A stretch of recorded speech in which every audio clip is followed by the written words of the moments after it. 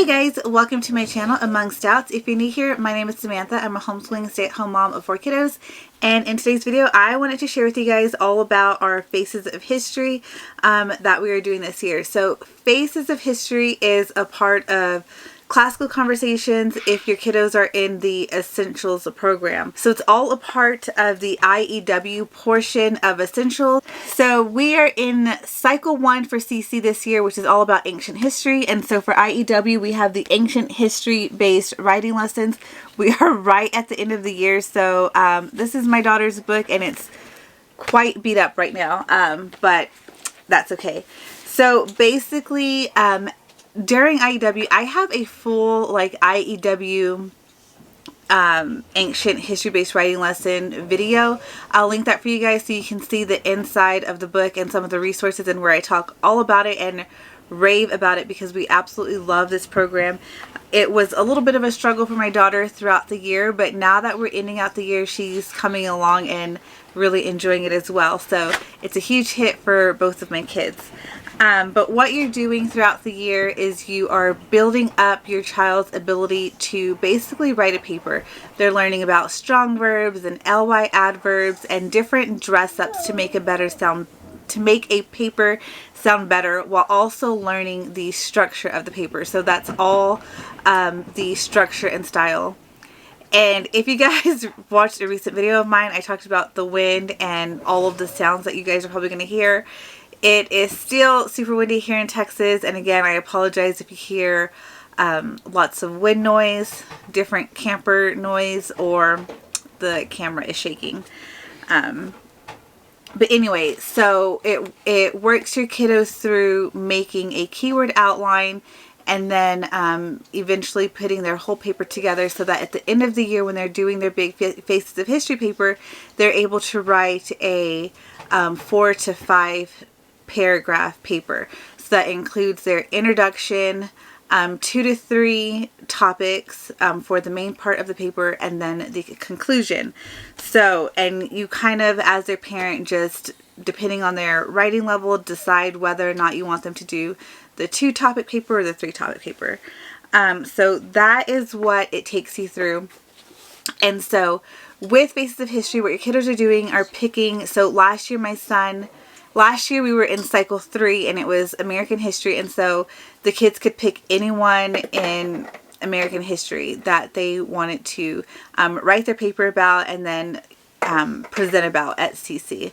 And so this year, like I already mentioned, is ancient history. So this is really fun because a lot of there's just it's really fun because it's an easy go-to is picking people from the Bible. You have your Greeks and your Romans and so many other people from ancient history that you could choose from. So it gave the kids a huge variety of people to choose from.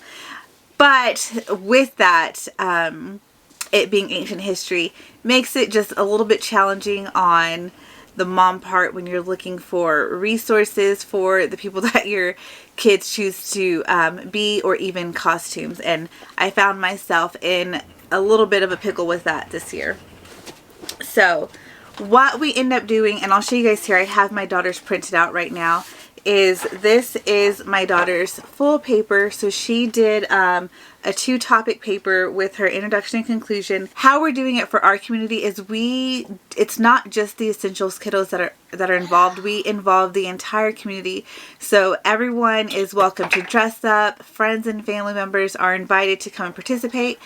We do get some food and feed our Essentials kiddos food from that time period. So last year it was Chick-fil-A, and it was really fun. Chick-fil-A and lots of snacks, very American.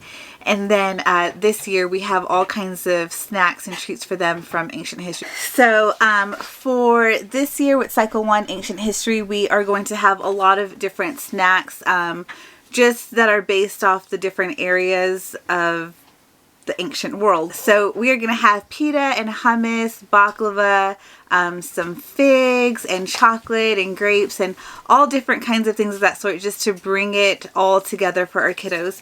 But like I mentioned, it does involve the entire community, so our younger kiddos are able to dress up. So my youngest daughter, I found a really inexpensive Mary costume, so that's who she's going to dress up as on Friday, and she's really excited about that.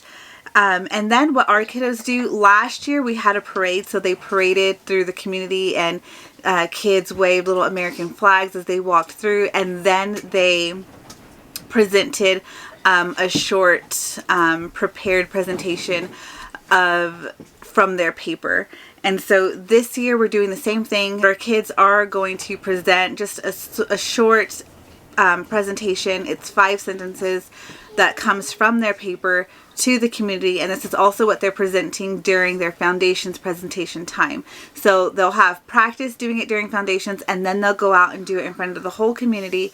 And then after that is over, and then once that part is done, because that's going to be throughout our lunch hour, once that's done, our Essentials kiddos will enjoy their snacks, and then they will have time to read their whole papers during our Essentials time. Since we are separated between 2 classes, that's more than enough time for each one of our kiddos to be able to read their full paper.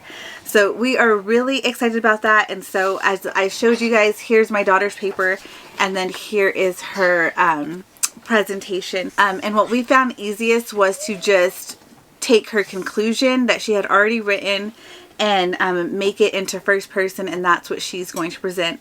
So while they are presenting during their foundations class, and even in front of the community, they're presenting their character in first person. So this short paragraph is in first person, while their actual paper is in third person. And so it's really fun whenever they present during their foundations time is they'll read, or if they have it memorized, they'll present their 5-sentence paragraph about themselves, who they are in history. And we have a list of the kiddos' names and then different people throughout history, so that they can try to figure out who each person is as they're presenting their person in history. So that's really fun. So they'll present it, and then they'll end it with "Who am I?" And all of the kids that were just listening to their presentation probably drew a line to match who the kiddo is with their person in history. And then they'll be able to shout it out if they know who it is, or take some guesses, and then they can reveal who they are. So that is all about how we do the Faces of History, how we get to the paper and the presentation, and how our community is doing it. But I also wanted to share with you guys, I mentioned that I was going to film this video, and a couple of you guys were interested and excited for me to do this. So I'm really excited to share with you guys. So my daughter, she is going to be Esther, and so this is her costume. I just picked this up on Amazon. I am not the most creative person out there. I wish I could sew and hand make things, but I cannot. So I ordered her costume, and while I wish I was more creative or had the ability to sew, I could have saved some money. So if you are looking, if your kiddo has plans to be Esther, at any point you're wanting a costume, this isn't the most affordable option, but it is an option if you are like me and not very handy in that way. So it's really pretty. I'll try to show it to you guys. It has this really pretty headpiece that she will wear. I'll put it, so it has this really pretty headpiece that she will wear, and I'll show it to you guys. It'll go on.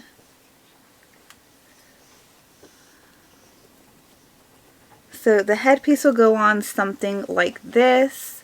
So that is what she has there. And then she has her dress and robe, which thankfully it all comes as one piece. So I don't have a whole lot of pieces that I have to keep up with.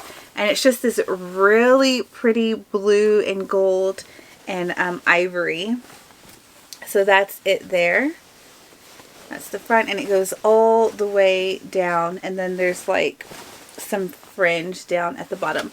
So this is her Esther costume that she's going to be using for Face of History. And I'm sure she'll use this for a costume for something else just to make sure we get our money's worth out of it.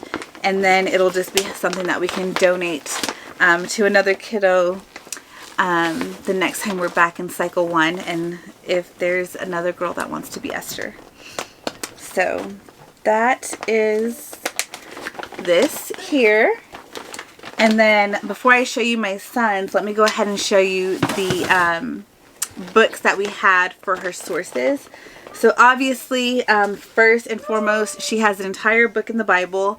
So this is my daughter's Bible. And she got to know the book of Esther really, really well.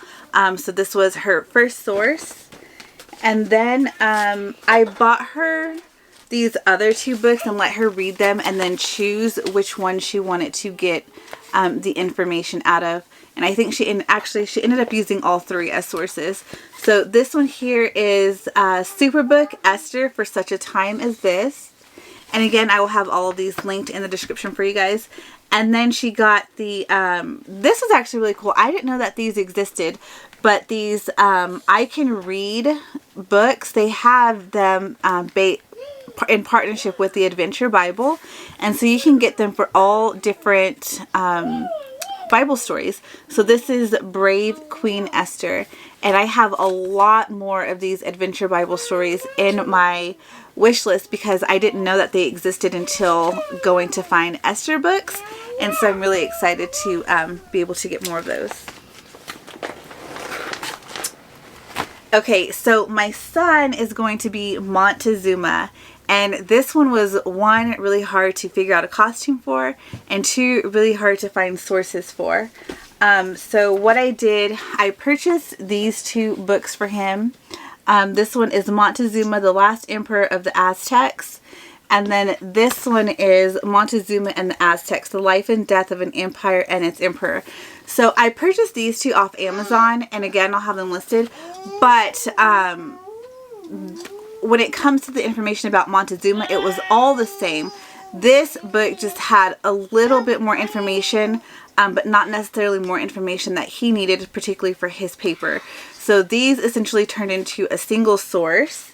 And then I had purchased this other book as a read aloud for us during the particular week where we were doing the Aztecs and Montezuma in our CC cycle. So this is The Sad Night, the story of an Aztec victory and a Spanish loss. And this ended up being a wonderful source for Montezuma as well. So if your kiddo does Faces of History and ends up wanting to do Montezuma, I would recommend this book here as well as this Montezuma book. And all of these will be listed in the description as well. So as far as his costume, what we have decided is he's either going to wear just a pair of shorts or jeans or sweats, just because Montezuma, from all the pictures we can gather, did not wear pants, and that's just not appropriate, or an option for my son. So he will wear some bottoms, probably shorts, as long as the weather's nice, and then he's going to wear like a tan, a plain tan t-shirt, because again, a lot of what we saw is he wore like scarves, mostly armbands and necklaces, and then a wrap around his hips just to cover his parts. So we're going to mimic the no shirt with just a brown shirt that's kind of a similar tone to my son's skin color. And then he will have a necklace and a headpiece. So I will link a picture to Montezuma's headpiece, but we did the best we can in making our own. So this is his headpiece that he will wear tomorrow. The Montezuma headpiece is quite amazing, and there's just no replica of that for any sort of a costume. So it just made sense for us to simply make one the best we could on our own. So this is his headpiece. And all we used for that are, we made the jewels with these Mr. Pen metallic markers here. I only needed 1 piece of big cardstock paper, but as life would have it, I had to order this big stack, so you need some cardstock. And then I used some feathers. And these feathers were really nice because they already are banded together. So they already come on this band here. So these are really easy to use and to work with. So I got these on Amazon, and again, those will be listed as well. And then I ordered him a necklace, which these have been trendy in the past, these ginormous statement necklaces. So luckily I was able to purchase one, but this is something that you would have seen a lot of the Aztecs wear, and from the pictures, even the men. So this is what that looks like. It's just huge gold and, you know, big, not even sure what these are called, gems here. So this is what he's going to wear with his headpiece and just like I said, a brown shirt. So this is technically just his costume here. So, and this, like, you, for some of these characters, for some of these people in history, you just kind of have to get really creative because we don't know exactly what they look like. With Montezuma, based off pictures of Aztecs, like, you can get an idea of what they wore. But we also are really lucky to have, well, we don't have it here in America, but I believe it's in Spain. But we're lucky that Montezuma's headdress has been saved and is off in the museum. So we do know exactly what that looks like. So that's all I have for you guys. That is everything that my two kiddos are doing for their Faces of History. That is their costumes, their resources, and how our community is doing it. I hope that this video was interesting to you guys, just getting a look at what Faces of History is for our family and our community. If you guys have any questions, let me know down in the comments. And like I mentioned, you can find all the things in the description box. If you guys enjoyed this video, please go ahead and hit the like. If you aren't already subscribed to my channel, please go ahead and hit subscribe. And I will see you guys in the next video. Bye!